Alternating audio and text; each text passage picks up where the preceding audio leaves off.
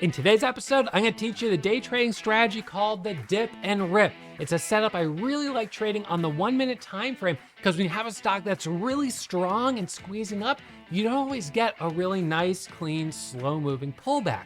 A lot of times, the only way to participate in the move is to jump in relatively quickly, and the setup I use for that is to buy the dip and then sell into that first rip near the next $0.50 or whole dollar.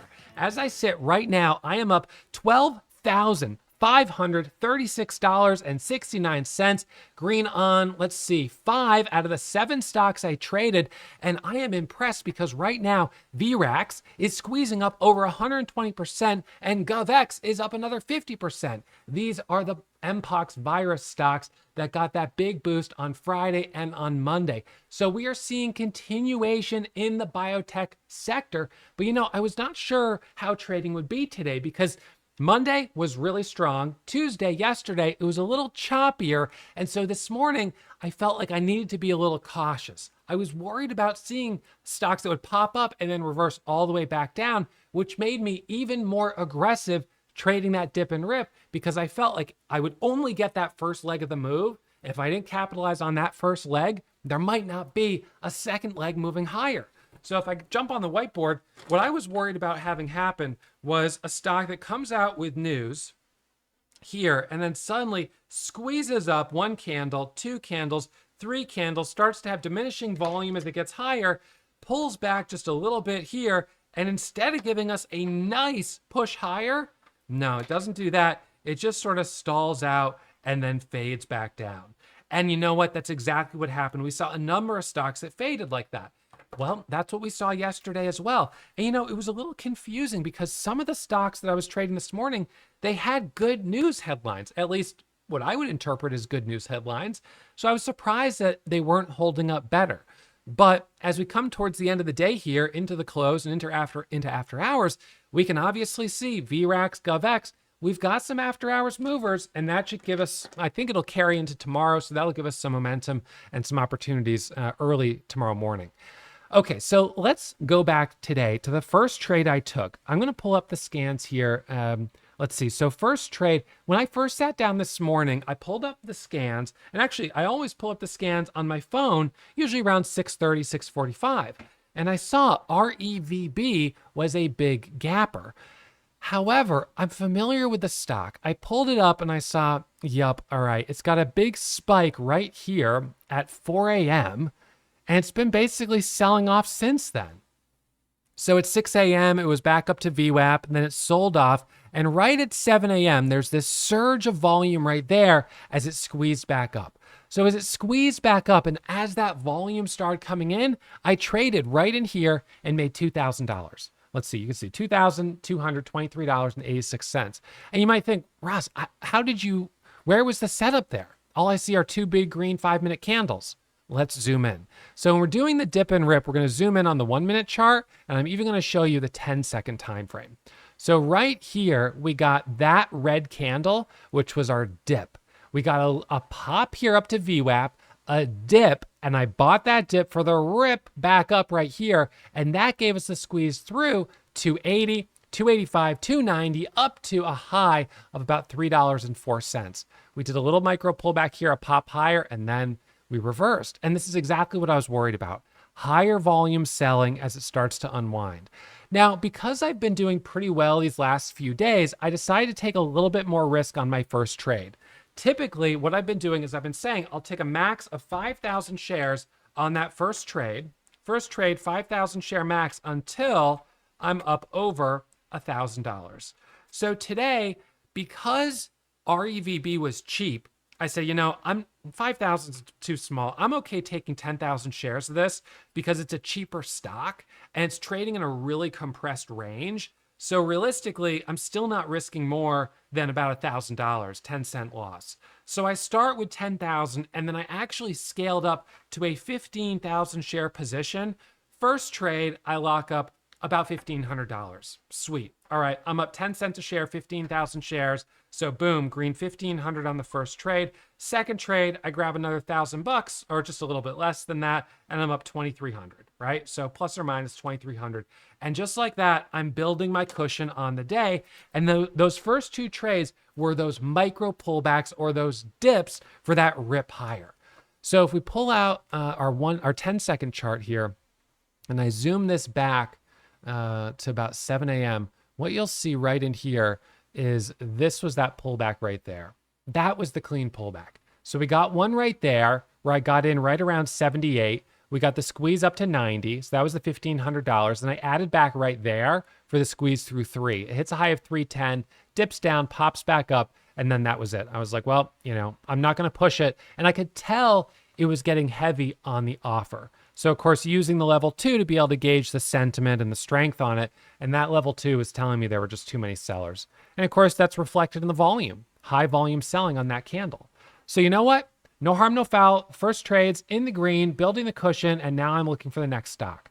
The next stock that pops up my scanner is BPTH.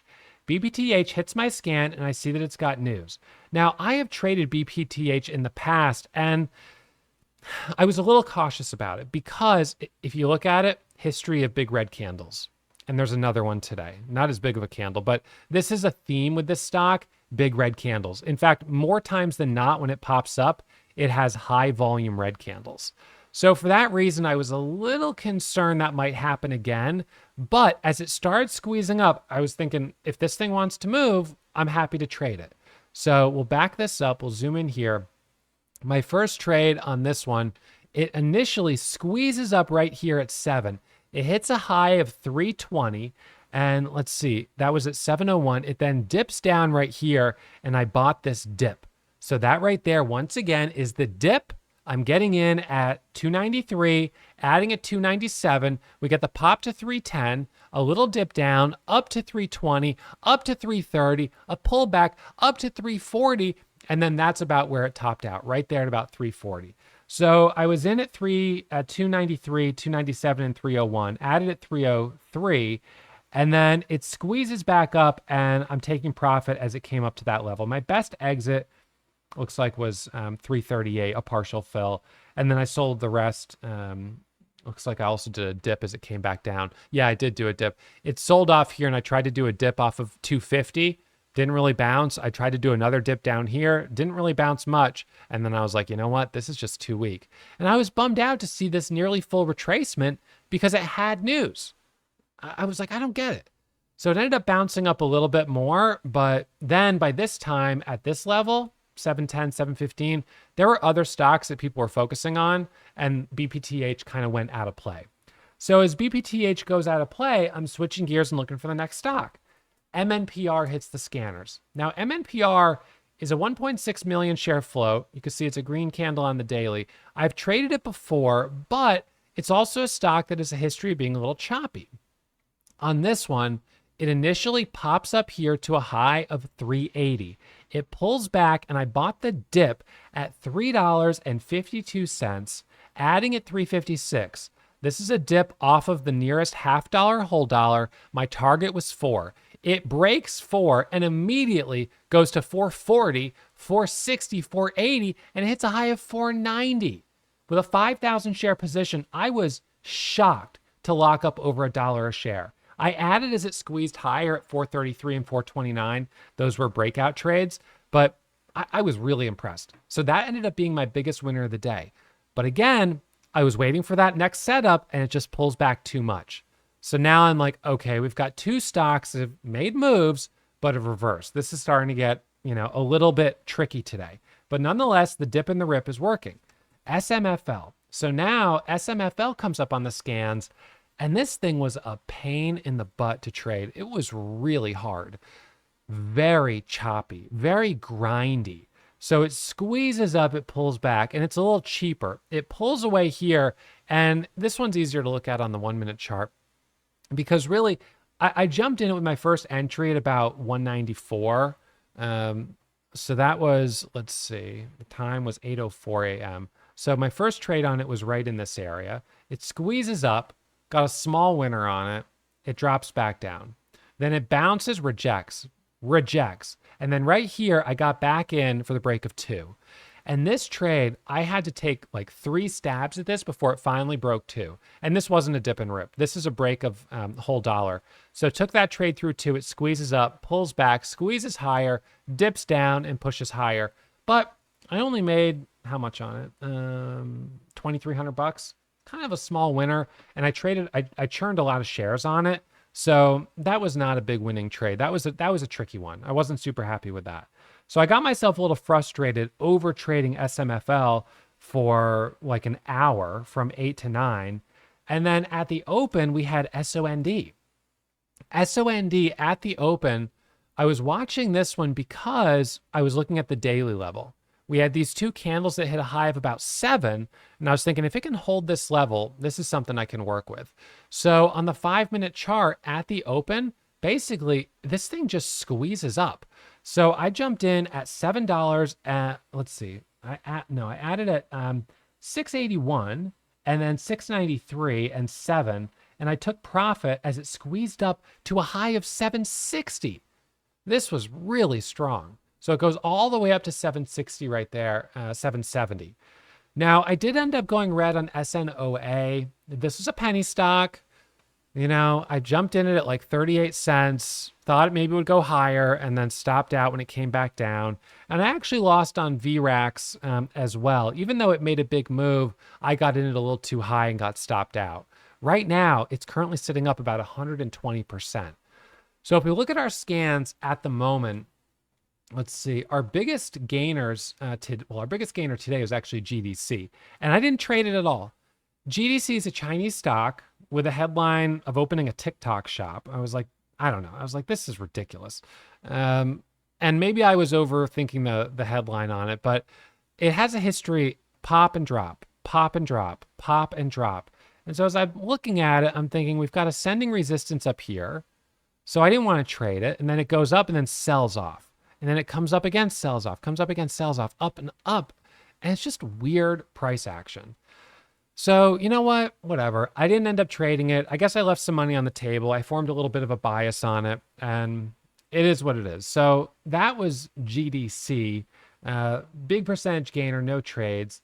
REVB, traded that, made some money on it. VRAX, traded that and lost on it because I missed probably the clean trades.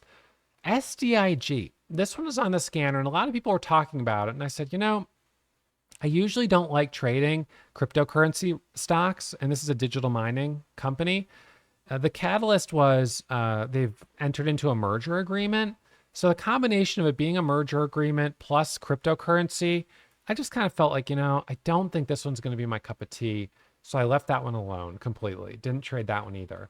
SMFL, got that one. Neon, 11 million share float. It's a grinder. Overall, the volume, 5 million shares. It's substantially lower than all the others I traded. Everything else is like, you know, 40 million shares, 85 million shares, 90 million shares. So 5 million shares by the end of the day is pretty light on that. So that was no good. APDN, not surprising to see it moving up in tandem with VRAX and GovX. Those are virus companies. So, you know, we'll see what these do tomorrow. You know, GovX is a little trickier. I did take a loss on that one, a good size loss on Monday, $5,000 loss. VRAX is the better of the two, but I don't know if it's going to be able to break through that topping tail candle it has on the daily right here. That could be a little tricky. So it kind of came up close to it. Here you can see this level and then sort of pulled back. And in terms of circuit breaker halts today, there were a few. If we pull up the halt scanner, let's see. So we had halts on VRAX and GovX going into the close. So the dip and the rip is also a setup that I take when stocks halt. So they halt up, they open, usually taking a quick dip and a rip. But going into after hours is a little riskier. Same with GovX, that dip and rip going into after hours, a little tricky. So GovX and VRAX were halted on circuit breakers. We had some circuit breakers on GDC, BPTH. In total, though, I mean, I guess you can count 2, 4, 6, 8, 10, 12, 14, 16, 17, 18, 19, 20, 21, 22, 23. 23 circuit breaker halts today. Yeah, it's not a crazy number. I do kind of look at the number of circuit breaker halts as some reflection of the strength in the market. So the fact that we only had that many, it is a little, it's a little kind of light. Our leading gappers, we've got 3 stocks up over 100%. This is a reverse split, I think, so that doesn't count. These ones are up quite a bit. So it was sort of a mixed day. It was great pre-market, then a little choppy during the day, a couple stocks squeezing, and then evidently, some nice moves here into power hour and into after hours, but now things are kind of quiet again. Now, if we take a peek at the overall market, the S&P 500, I always keep the S&P on a side chart over there so I could just take a quick glance. We had some volatility today in the overall market too. So kind of this drop, back up, back down, sort of this choppiness. We're a little top heavy. We're way extended up here after this big bounce, which is great, but we are a little extended. So we're kind of due for a pullback.